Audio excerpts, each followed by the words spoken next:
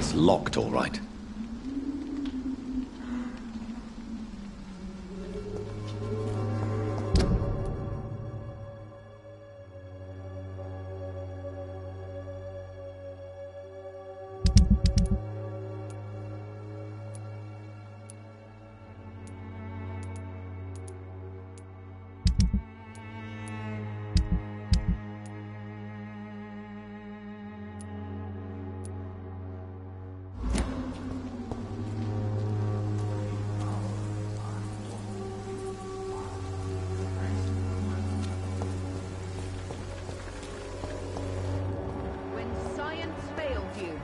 This elixir will give you faith again.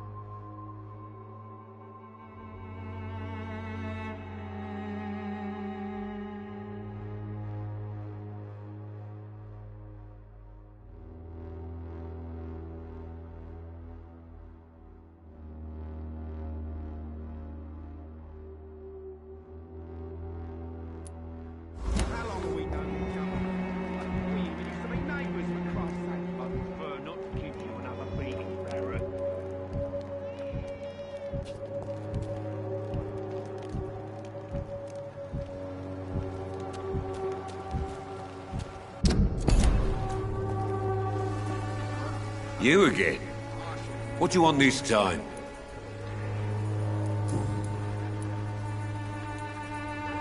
Why do you keep on working for the gang, Joe? You know it doesn't suit you. It's true, I hate this job.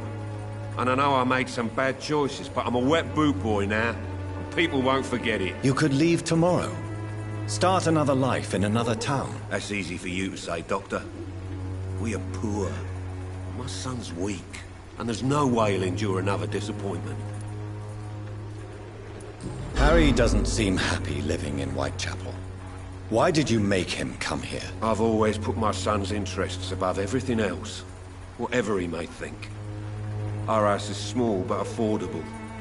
The walls are thin, but the door is solid. You really love your son, don't you, Mr. Peterson? He's my pride and joy. Even if he hates me for the choices I make and pushes me buttons more than he should. Do you have any regrets? Only one. Not to have my beloved wife by my side. She died when Harry was little. My sweet Jane. She gave the boy confidence.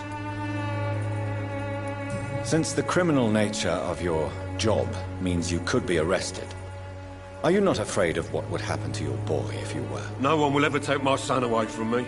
If that ever occurred, I'd hunt the bastard down and rip off his head with my bare hands.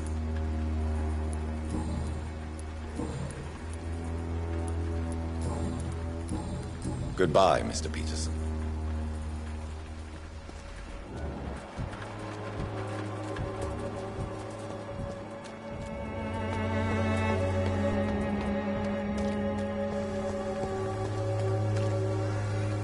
Excuse me, sir. Are you familiar with this part of town? Name's Clayton Darby, reporter. Sorry, I'm new to Whitechapel. But perhaps you could help me since you're a journalist.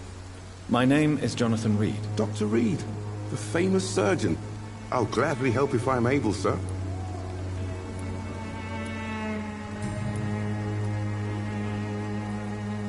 Why are the newspapers keeping silent about the Spanish influenza?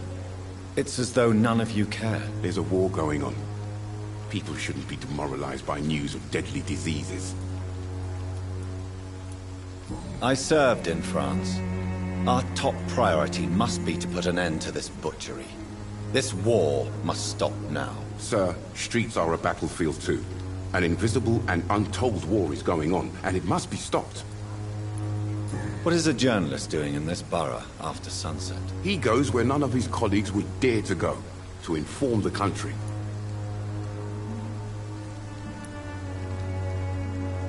So you risk your life to reveal the truth. I saw many reporters do the same during the war. Whitechapel is the crucible of so many untold stories and tragedies. I want people to know them. That's quite honorable of you. But is the public interested? Not at all, sir. And that's why I'm an independent journalist, hoping to sell some stories. Have you any idea of the danger you face in these streets at night? I've had to run and hide more than once from frenzied mobs incensed by the fever. Do you think the flu is really responsible for this, Doctor?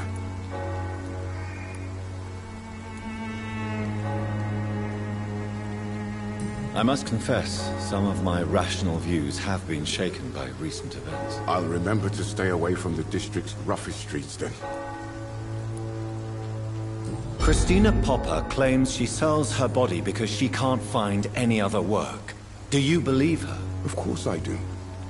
Her story is exactly what I want my readers to understand. We live in an intolerant and divided nation. Do you think things will ever change, Mr. Darby? I believe the situation can only improve.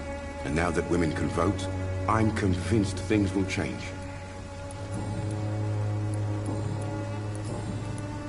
I heard you're investigating an underground medical dispensary in Whitechapel.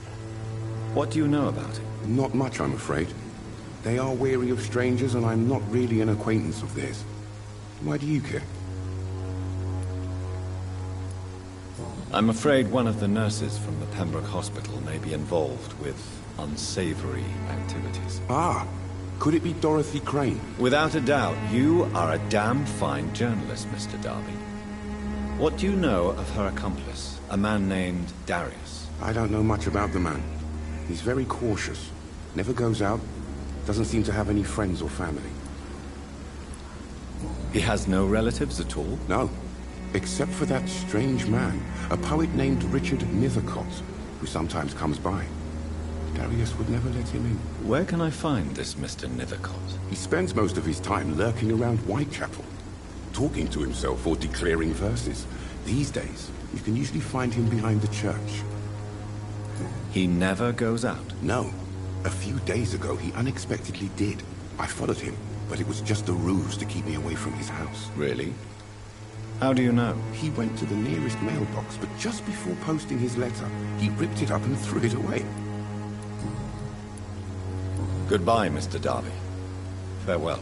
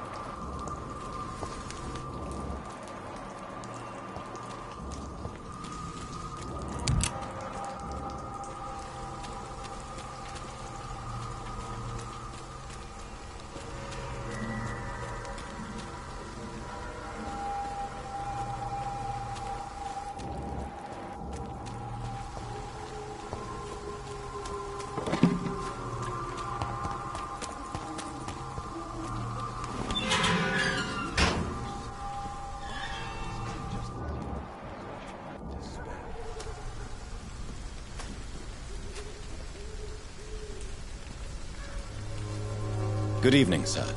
I'm Dr. Reed. I would like to ask you a few questions. Please be my guest, although I may not be the best informant regarding this part of town. My words speak about that which the eyes cannot see. Really? Are you an artist of some kind? I'm a poet, sir. Richard Nethercott, at your service. May I ask what you're doing at this hour of night, sir? Do you live here? Not at all. I'm just enjoying the pleasure of a quiet walk. Though night talks are always preferable, if you ask me. Especially with strangers. But are you not afraid of the epidemic? Oh, why should I? I see some equity in the Spanish flu. No flesh should be saved, say the scriptures. Good or evil, rich or poor, all are equal in the eyes of the flu. If you say so. But as a physician in a time of epidemic, I must caution you to avoid unnecessary exposure, sir. Thank you, Doctor. But we both know the seeker of truth has to go boldly where the weak dare not. Are you aware that your life could be in danger in this part of town? But this is where I must be to feel the real beat of the city. I had to come, see it for myself, alone. I understand your need for solitude, but it's not safe around here. I don't care. I don't have many friends, Doctor, and my family despises me. If some misfortune came upon you, who would be here to help you? Well, you for a start, my dear Doctor. What are your thoughts on the terrible situation in this city? Terrible, you say? No. Of course, the death of so many innocents is a tragedy. But the scourge has not been all bad for the city. Oh, no, sir. What are you talking about? Do you remember London before the flu? Noisy, cacophonic, quiet nowhere to be found. And now, listen to this oddly peaceful silence.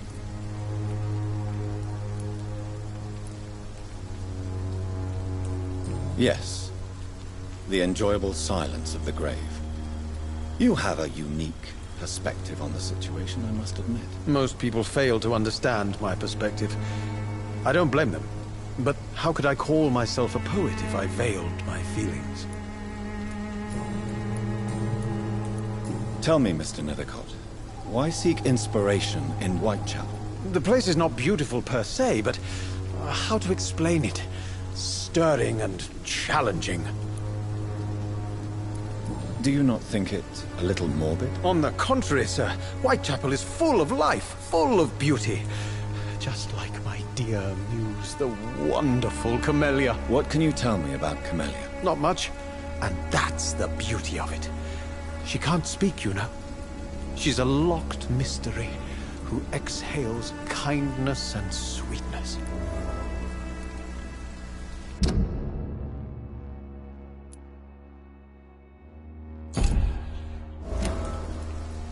Perhaps you're just afraid to find out the truth about your muse. One day, perhaps, I'll ask her to come with me. But will she still be my wild flower of Whitechapel if she moves uptown? And have you ever tried to learn more about her? Where she lives? How she survives? Whom she may know? Maybe I prefer she remains an enigma. Reality can be so dull, don't you think?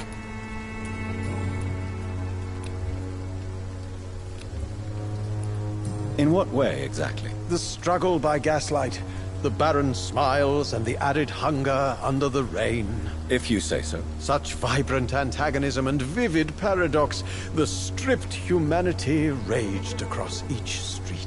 Vivid, of course, yes. And what about the poignant distress? Oh yes, the poignant distress. You see what I mean, don't you? That's what I want to write about, and that's what Whitechapel is made of.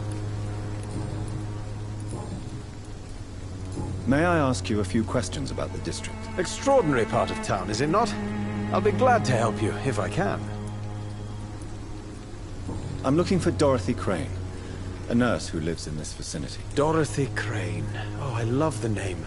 The Crane of Whitechapel. Sounds very mysterious. But, sorry, no, never heard of her. What can you tell me about an old man called Darius? Darius Petrescu? Yes, I know him. At first, I thought he was only a small publisher. I invited him to publish my work, but his reaction was pretty clear. Not interested in your talent? Darius is an old political activist who takes delight in printing tracts and lampoons. Those communist activities only require mediocre writing skills.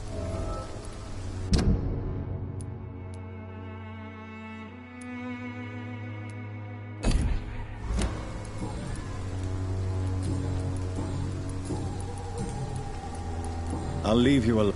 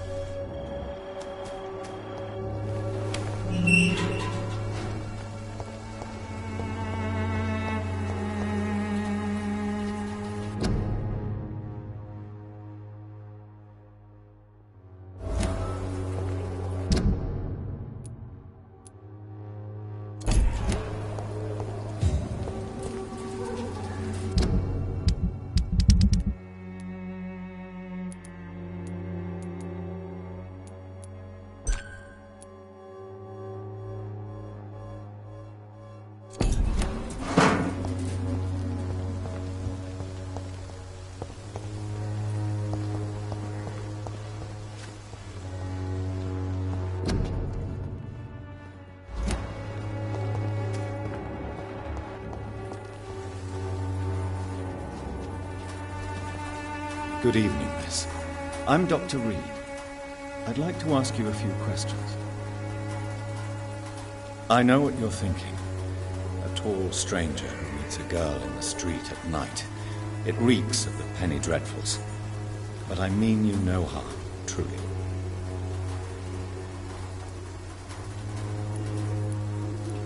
I know you understand what I'm saying. Your silence has nothing to do with you being mute, does it?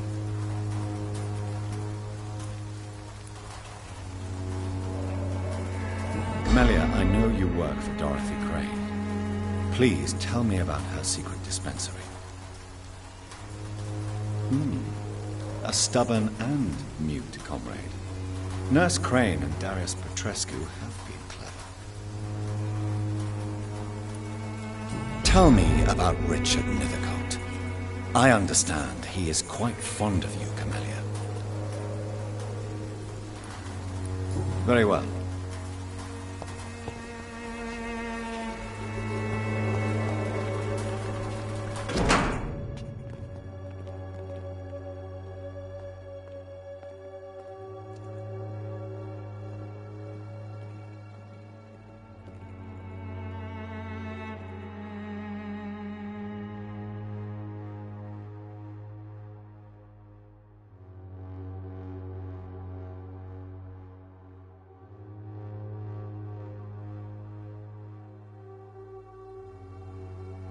The content of Darius' letter to his children could give me more leverage to enter.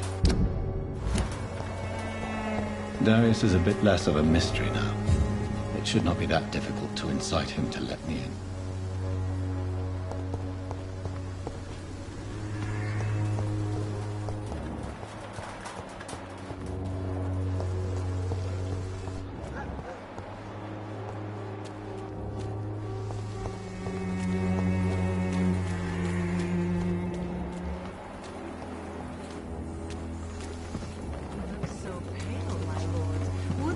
Me to revive you.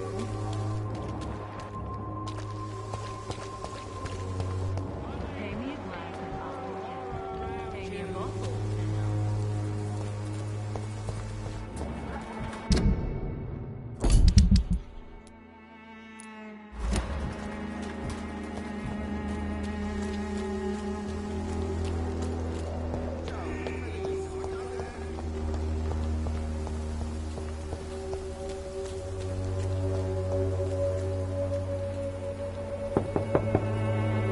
Mr. Petrescu, just 1 minute, please. You again?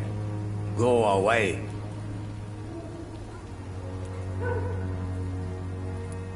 Sir, wait. Stop this nonsense. I know Nurse Crane is here. Shall we speak man to man, you and I? All right. Speak up. Don't you see we're on the same side? We fight to help the poor, sick, and abandoned. I'm nothing like you, Mr. Doctor. Yes, you are. You too believe in providing medical care without charge.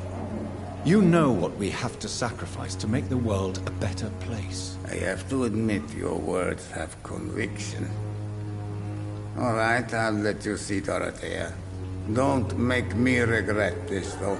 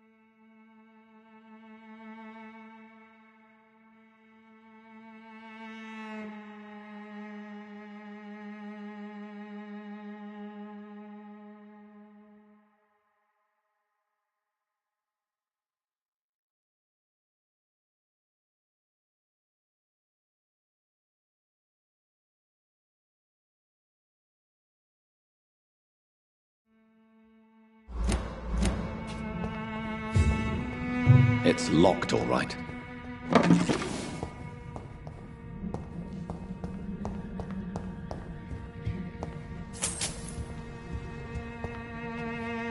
If you want to talk to Dorothea, you must go across the courtyard and take the stairs. We've not been formally introduced.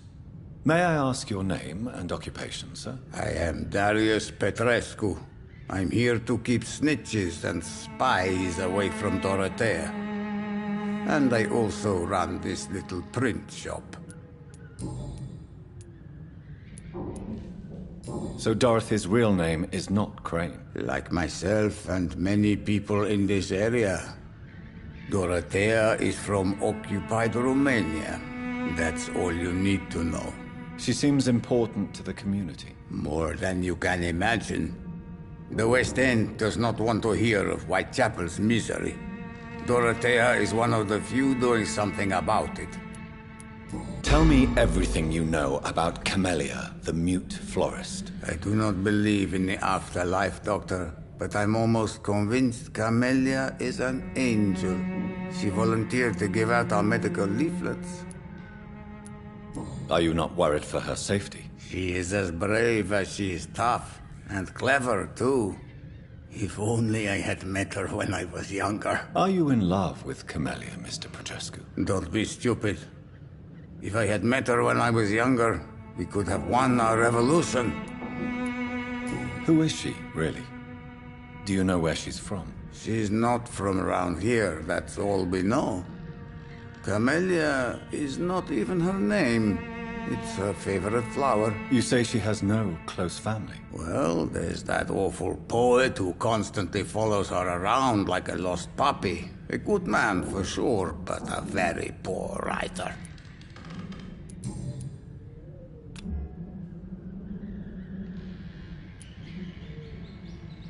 Tell me everything you... I do not believe...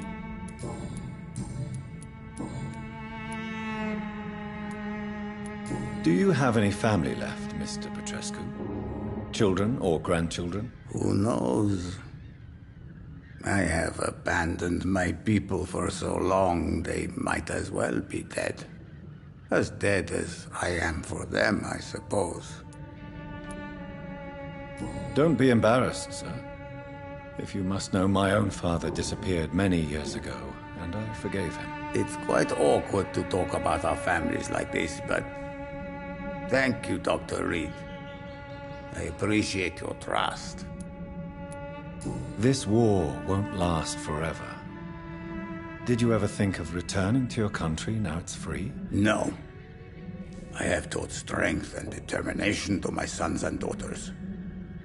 I'm an old, dying man who only has memories of better times to cherish. I know you fought for your country when it was occupied, Darius. Tell me more about it. I know my days are numbered, and I know I won't see my homeland again. But I fought for Romania all my life, and I will until my last breath. But Romania escaped the grasp of the Austro-Hungarian Empire. It's a free country again. But it's not the country I fought for. My homeland is not appeased, Doctor. But I still see a dark future ahead for my people. How did you meet Nurse Crane, Darius? Why does she trust you? I'm her oldest friend in England. Dorothea and I share many ideas about this country and about the country we left. You mean occupied Romania, don't you? Even if not directly, I fought against your enemies. Really? Then perhaps you have more in common with Dorothea than meets the eye, Dr. Reed.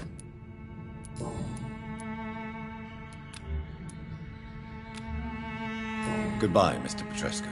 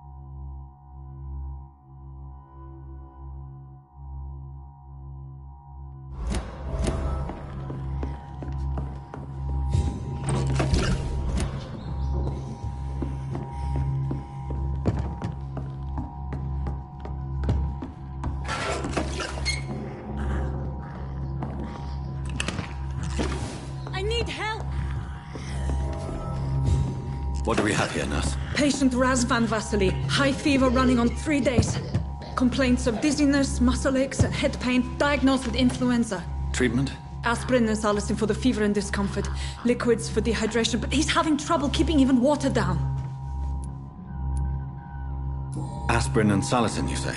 Why not some warm milk and a kiss on the cheek? Where are the quinine salts? Tried buying, borrowing, even stealing. There's none to be found, Doctor. He's not convulsing, he's choking. He's not getting any air. Sculp! Hand me that sculp! What can I do, Doctor?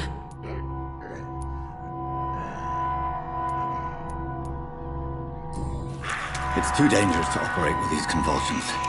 Sedative, nurse. Do we have any anesthetics? I'm sorry, Doctor. None at all.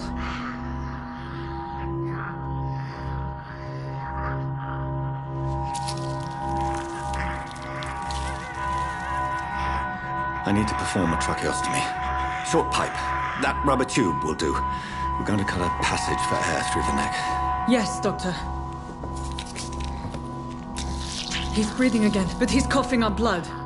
Internal hemorrhaging. I need to make another incision into the chest cavity to drain the fluids from the lung. Prepare another tube. A thoracostomy. Doctor, we've nothing to fight the infection. We need an aseptic environment. Right then, Nurse Crane. What do you suggest we do? I've no idea. I'm not the doctor. Time is of the essence. We need to perform a thoracic drain. Yes, doctor.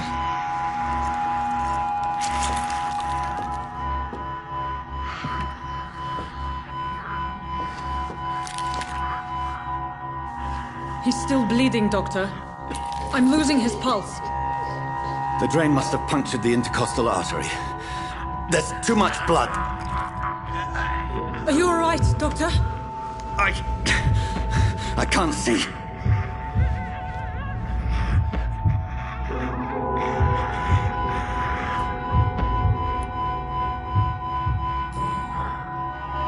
I must first suture the artery. Find the wound. The source of the blood. Needle and thread, doctor. Good. The stitches are holding. How's he doing? We're losing him. We've lost his pulse. He's dying, doctor.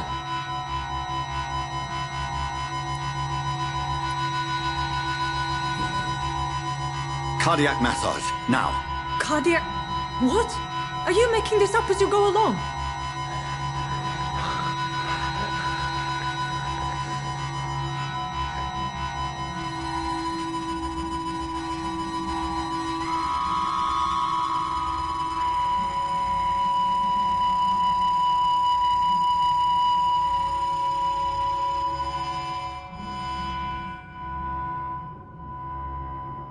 We've lost the pulse. He's gone, Doctor. Nurse, we did everything we could. Truly? Everything you could? Is that how you'll report this in your log? Is this how the war went? Piling up one poor corpse beside the next? This was not an influenza-induced seizure. I've never seen symptoms like these on the continent. Neither have I.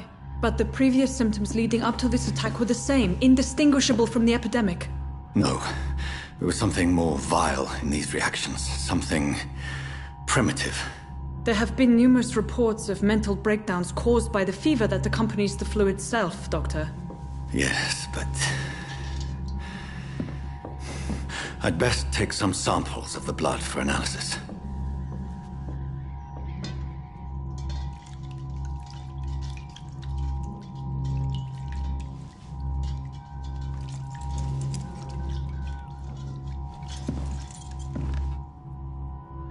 I doubt you're here to test my bedside manners.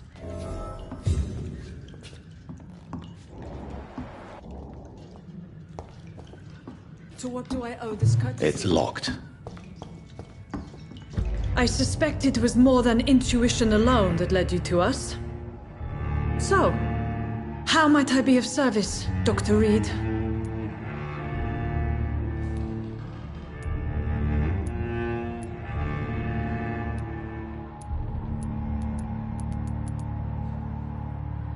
Your heart might be in the right place, but you can't carry on with this blackmail. For God's sake, Dorothy, it's extortion. It's a serious crime. Doctor, you think your warnings scare me? I've stolen and plied, blackmailed and lied, but what else am I to do? I'm all these people have.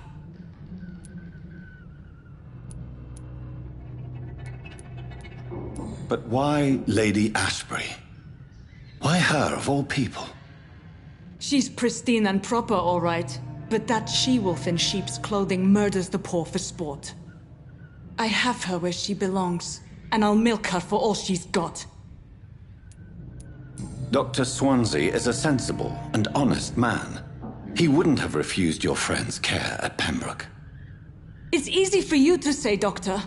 These people cannot go to the police, nor to the hospital. They don't even speak English. They depend on me for everything. So, the end justifies the means. Is that your defense? I know you're kind, Doctor. Just another fine-heeled, silver-spooned gentleman who was given the world on a platter. You know nothing of poverty. Nothing of the shame, the hunger, the loneliness. You've convinced me of the sincerity of your actions and their noble justifications. But all the same, Blackmail is a crime, and it will stop, Nurse Crane. So, are you going to turn me over to the authorities?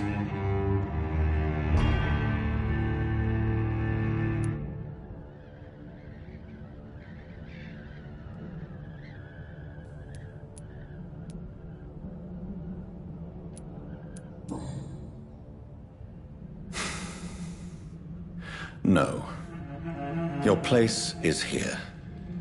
Jailing you would be an even greater crime. So, here is my proposition. I'll look the other way on your little enterprise. In exchange, you will resign from the Pembroke Hospital and provide me with medical supplies when the need arises. Dr. Reed! That sounds like a business proposition. My accomplice, then? No, just a privileged client. My research may require the occasional rare piece of equipment or ingredient. I'll pay good coin in exchange, fair and honest, to help finance your noble endeavors.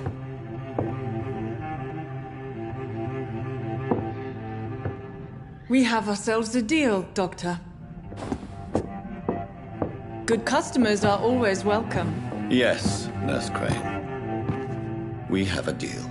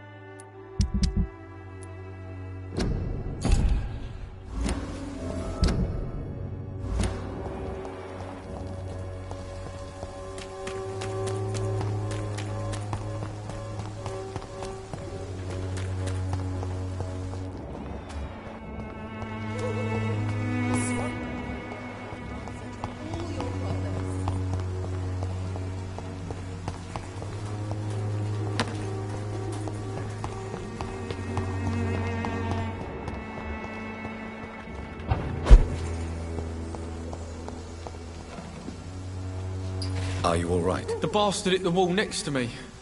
I don't even know if he meant to miss. If you've been hurt, I can help you. I'm a doctor. Name's Albert. Remember it. Now bugger off. What happened? Hey, I didn't do anything. It ain't me. Medication and drugs are a rare commodity in East London. So you picked an easy target, didn't you? Sod off, mister. You ain't got no clue what's going on here. Bastard was a soldier in the war, so now he's got the right to shoot me. It's true. I'm not familiar with this part of town. Perhaps you could help me. I said sod off. Go find yourself another guide.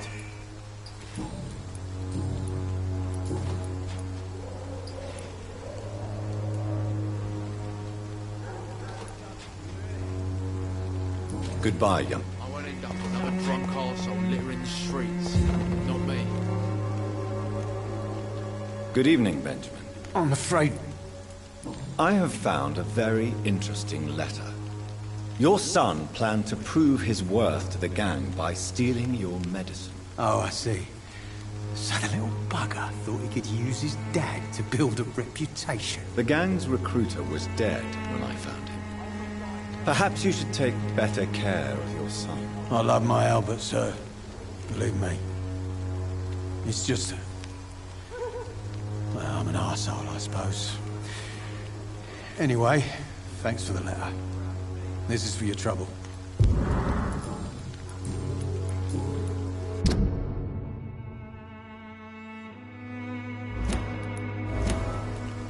What is it, Benjamin?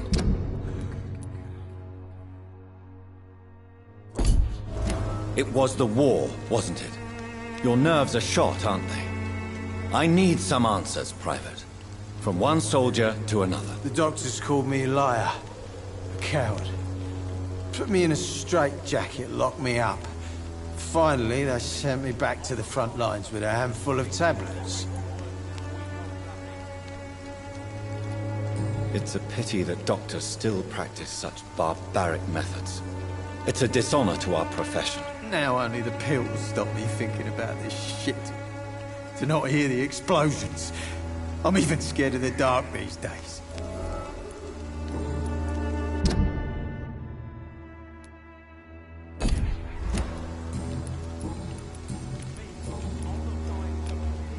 A gun, alcohol.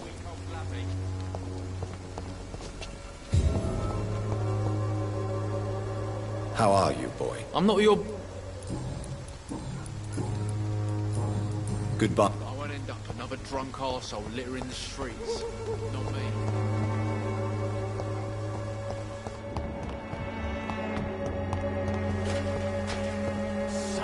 Good evening, my dear colleague. Loretta, your miraculous formula wouldn't even cure a common cold, and you know it. The Swanborough's cordial secret ingredient is hope, Doctor. And it's something people around here really need. A placebo effect is real and has benefit. But in your case, you could be murdering your customers, who may die because they are not receiving the necessary medical attention. Medical attention? In Whitechapel? Trust me, my cordial is the best option they have, since it is the only one. If your true purpose was to help, you wouldn't take money from the poor for your snake oil. Oh, but to pay for it is part of the process, Doctor. If it were free, they wouldn't believe in it.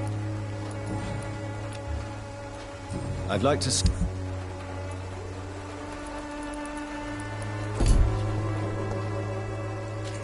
When science fails you.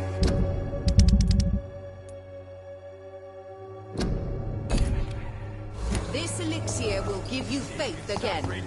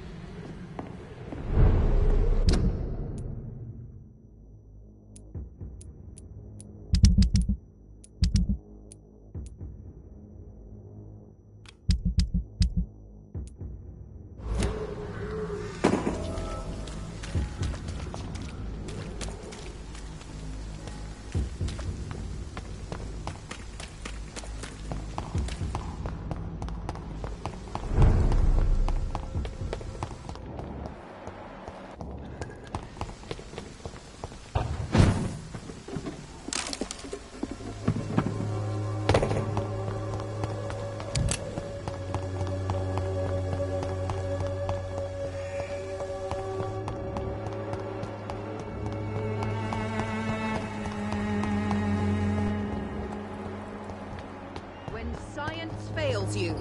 This elixir will give you faith. It's all a bloody joke to you, isn't it? How are you, boy? I'm not your boy, all right? Do you need assistance? Please. Feeling tired these days. There you go. Let's hope nobody steals it from you. Very funny. Goodbye, young man. You'll be proud of me. It's all a bloody joke to you, isn't it?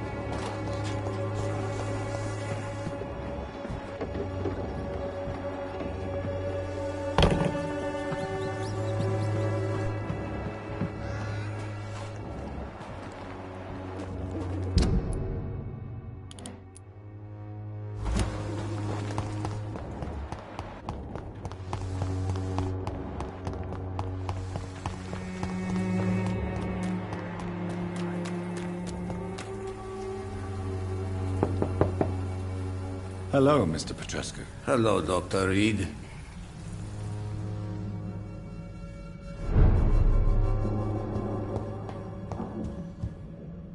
Yes? Do you need some help, Mr. Petrescu? I am very tired, but that is all. I don't need you, Doctor. Well, I think you do. Take this, and you'll feel better. Free drugs from an English doctor? It must be my lucky day. Goodbye.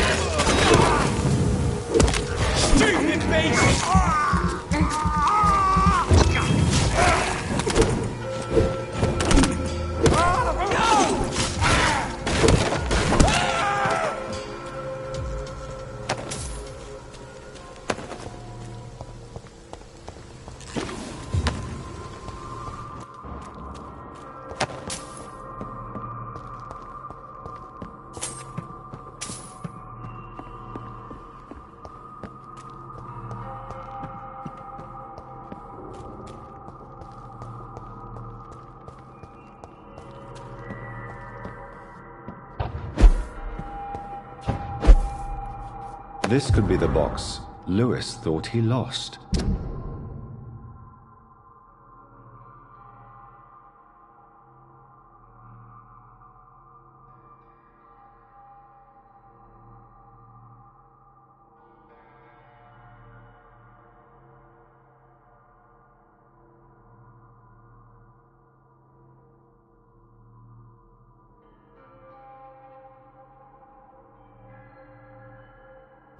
A love letter from Joe Peterson's wife, addressed to Barrett Lewis.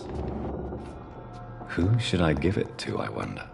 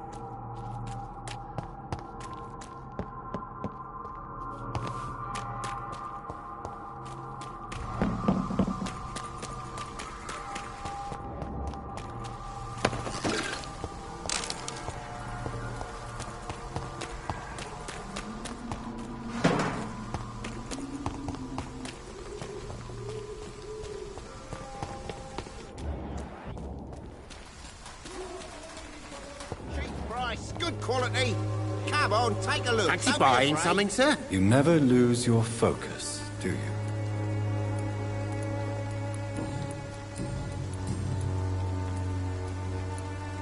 Joe Peterson.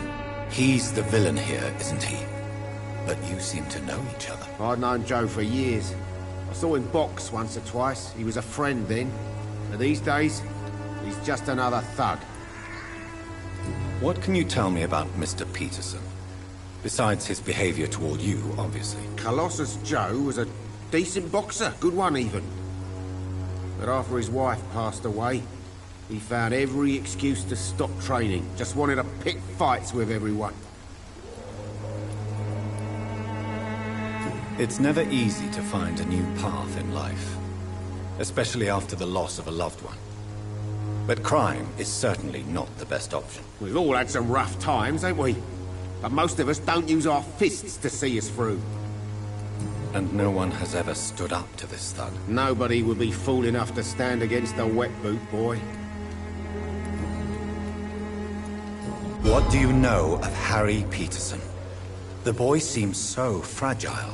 Not like his father at all. Harry's a good boy, but he spends most of his time complaining. He's had it tough, all right, but he needs to grow a pair. What troubles him exactly? Well, despite being his father's son, almost everything, I think. He never wanted to come to Whitechapel in the first place. Hates this place more than most of us. Barrett, you had an affair with Joe's wife, didn't you? Yeah, I did. She's the only woman I loved.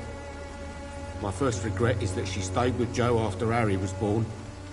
The second is I never shed a tear when she died. Did you ever try talking to Joe? Never. But I suspected he knew everything, even without knowing it. And he decided to make me pay in his own way. Do you mean you're Harry's father? No one will ever know for sure. And it's better that way. And I don't believe I'd have been all that bad as a dad. I found this box in an abandoned building nearby.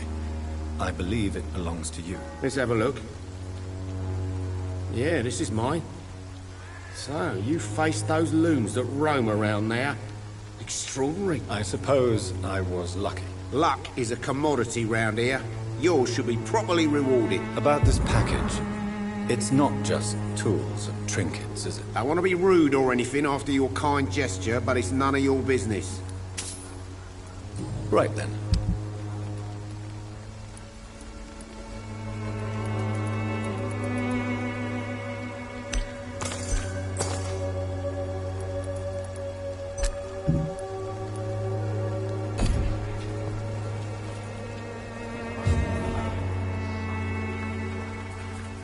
You again?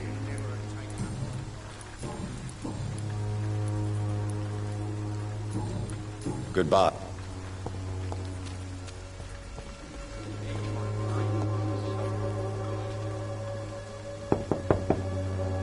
Good evening, Harry. May I come in? Sure. Is there only pain and suffering in this world? So, I'm not bothered. do you remember when Barrett Lewis was close to your family? To your mother? Not really. I was too young. But I remember it was a happier time. Mr. Lewis was funny. He often had dinner with us. Why are you sad, then? Because it hurts to remember a time when my father used to laugh and smile. It hurts to realise he's as sad as me now. How was he towards you? He was nice, I guess. He never forgot my birthday. He always offered me books. I like books. Goodbye, young man.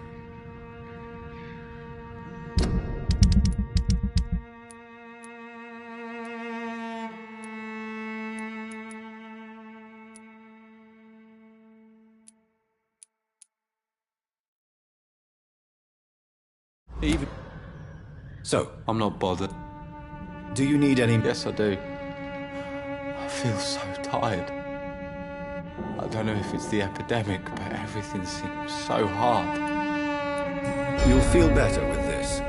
But you need to get a grip, young man. Medication alone won't cure melancholia. I'm not sure I'm happy with the idea of living long in a world like this. But I thank you for your concern, sir. Goodbye. Is there only pain and suffering in this world?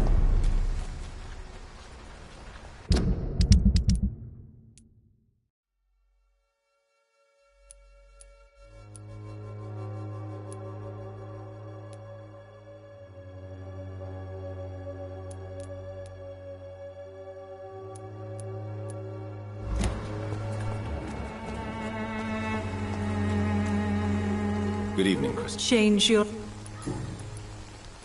Clayton Darby claims he will expose the crisis in Whitechapel to all of London. Do you believe him?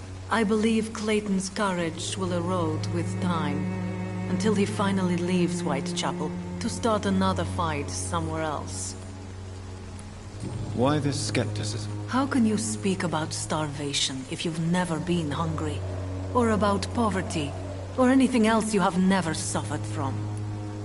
Are you talking from experience? I've seen your type come here to get a good fuck in a cheap room or a dark alley before going back to their fancy houses in the West End.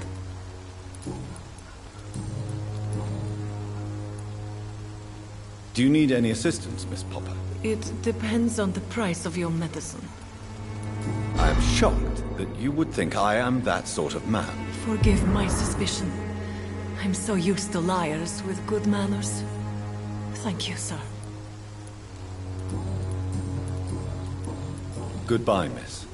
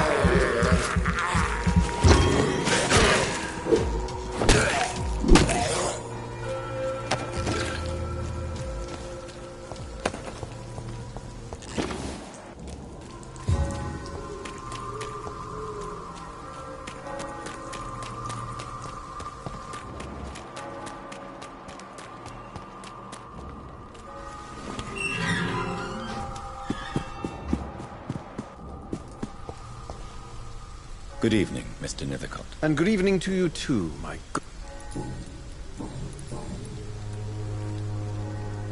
Did you know the Mute Florist is a member of a secret society? No, I didn't. But I thank you for this information, sir. For it only enriches the mystery surrounding the precious camellia. Are you not curious? Is there not more you wish to know? That girl has not an ounce of malice in her.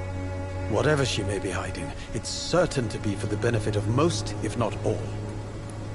I fear you are a hopeless romantic, Mr. Nithercott. Guilty as charged, Dr. Reed.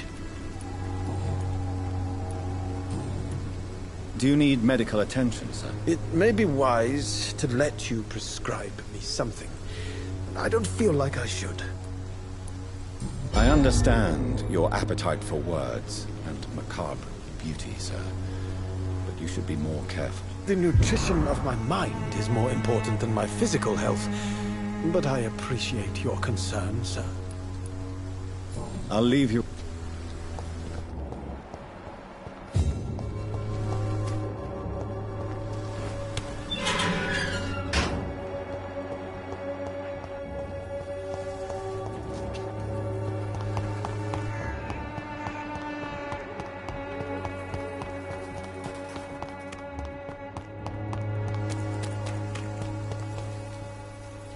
Good evening, Doctor.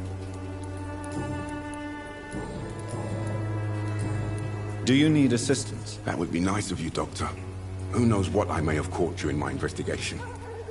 If you persist in investigating the most pox-ridden boroughs of London, you must accept the risks. Thank you, sir. Goodbye.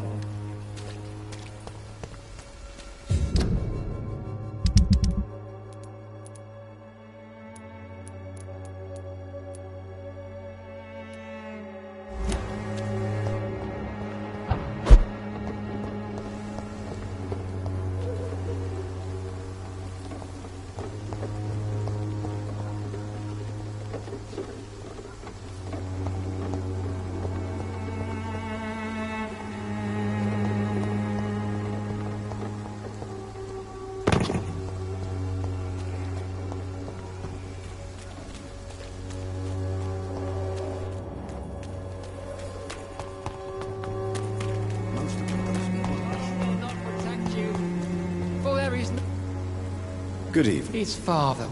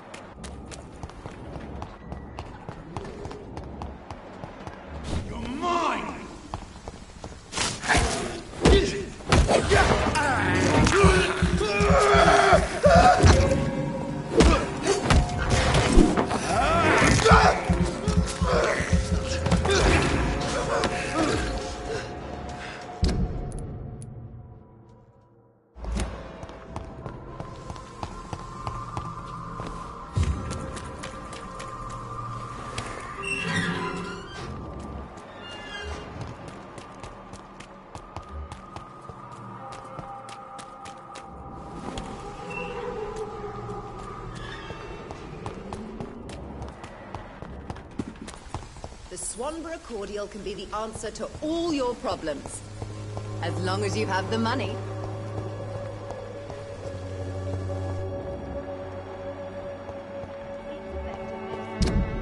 Proven by many.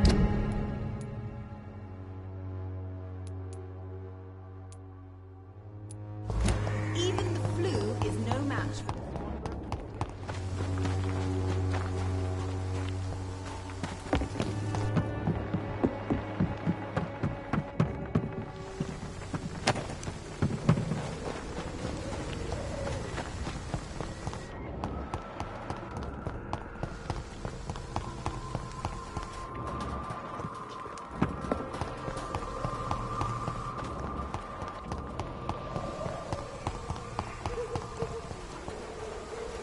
Goody. Good.